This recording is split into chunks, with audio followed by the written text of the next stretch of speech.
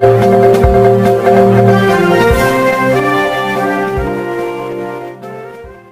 देख रहे हैं लोक पुकार न्यूज। लोक पुकार न्यूज चैनल में आप सभी का स्वागत है। चलते हैं खास खबर की ओर। 14 जनवरी 2024 को मालेगांव यहां पर पत्रकार परिषद ली गई थी।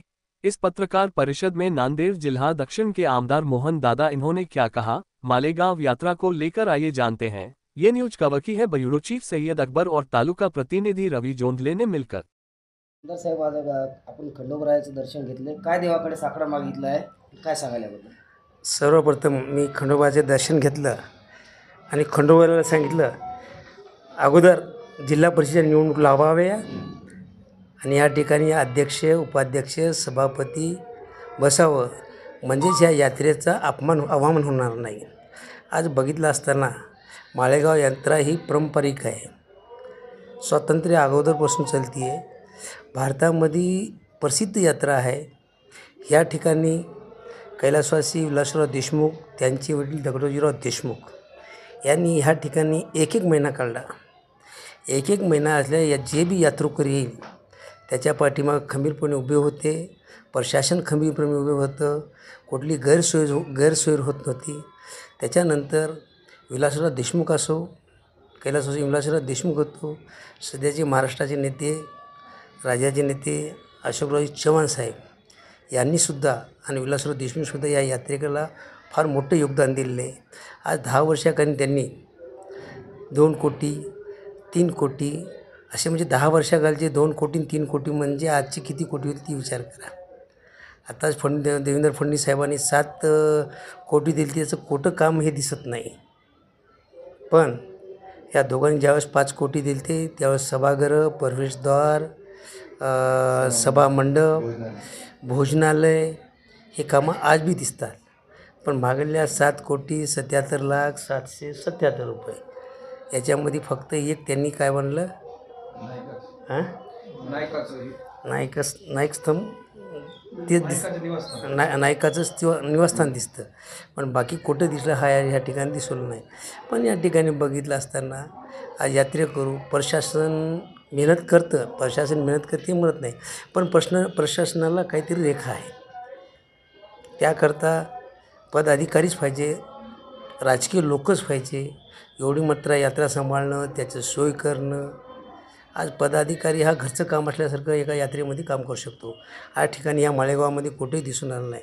मी स्थानिकचा आमदार असताना माझ्या लोहा मतदारसंघात मी दक्षिण नांदेडचा असला तरी लोहा तालुक्यातले 35 गाव माझ्याकडे आहेत।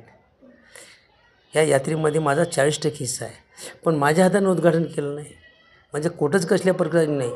ज्यावेळेस त्यांना समजलं, आता शिव मॅडम नवीन होता, त्यांना काही माहीत नाही, त्यांना पण इथं जे जुने माणसं होते त्यांनी पाठीमागलं भविष्यकाळात काय झालं तर याचा सगळा अभ्यास करायला पाहिजे होता आणि त्याप्रमाणे स्थानिकच्या माणसाला जे स्थानिकचा आमदार ज्या प्रकारे नंबर 1ला श्यामसुंदरराव शिंदे, नंबर 2ला मी येतो, माझं नाव, हे सगळे आमच्या हाताने उद्घाटन आणि बाकी राहिले दुसऱ्या हाताने नंबर 2ला आमचं कंपल्सरी आम्ही त्या कार्यक्रमात उपस्थित राहणं महत्त्वाचं आहे, कारण आमच्या घरचा कार्यक्रम आहे।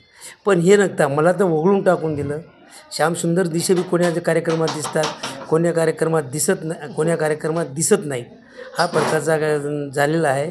आता बघितलं असताना जनावराला जे गाय असो म्हैस असो त्यांनी ज्या याच्यामध्ये भाग घेतला त्याला 500 रुपये फक्त सहभाग म्हणून 500 रुपये। आमदार साहेब, तुम्हाला असं वाटतंय का जे 7 कोटी निधी फडणवीस सरकारने दिला आहे त्याच्यामध्ये भ्रष्टाचार झाला आहे असं म्हणायचं का आपल्याला? आता मला विचारायचं की नाही, तुम्हाला माहितीतले गावकरीसुद्धा म्हणतात 1-1.5 कोटीचं एक निवास बांधलं आणि मग बाकीचे 5 कोटी 6.5 कोटी कुठं दिसतात दाखवा त्यांना।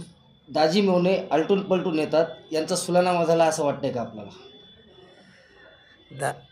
आलटून पलटून येतात असा सुलानामा झाला असो की नसो, पण ऐन वेळेला काही सांगता येत नाही। आज आपण देवाकडे काय साकडं मागितलं आहे? आता मी सर्वप्रथम सांगितले, अगोदर जिल्हा परिषदेचे इलेक्शन लागणे आणि माळेगावची यांचा पारंपरिक यात्रा ही सुरळीत होणे आणि जगाचा पोशिंदा शेतकरी राजा हा सुद्धा सुखी झाला पाहिजे। आज शेतकऱ्याची बेहालात, युवकाची बेहालात, आज कोणाला प्रशासन आम जनतेला आमच्या पदाधिकाऱ्याला सुद्धा विचारत नाही, त्यावेळेस आम जनतेला काय विचारत असं याचासुद्धा तुम्ही अंदाजा काढून घ्यायला पाहिजे। येणाऱ्या लोकसभा निवडणुकीच्या अनुषंगाने नांदेड दक्षिण तुमच्या मतदारसंघामध्ये महाआघाडीचा मेळावा पार पडतोय, याबद्दल काय सांगा? आता इलेक्शन आले, ज्याला त्याचा मेळावा पाडावा लागणार. पण काही झालं, काँग्रेसची काय नेमकी तयारी? काही झालं तर नांदेड जिल्हाचे खासदार काँग्रेसचाच होणार आणि अशोकराव साहेबाचाच माणूस होणार, एवढं या ठिकाणी उमेदवार ठरला आहे निश्चितपणे का? त्या- उमेदवार ठरला आहे. आमचे सगळे उमेदवार तयार होते. आम्हाला उमेदवार ठरवायची गरज नाही. एक नाही म्हटलं तर 5 उमेदवार रेडी तयार आणि ते बी निवडून येण्याचे आमदार आहेत.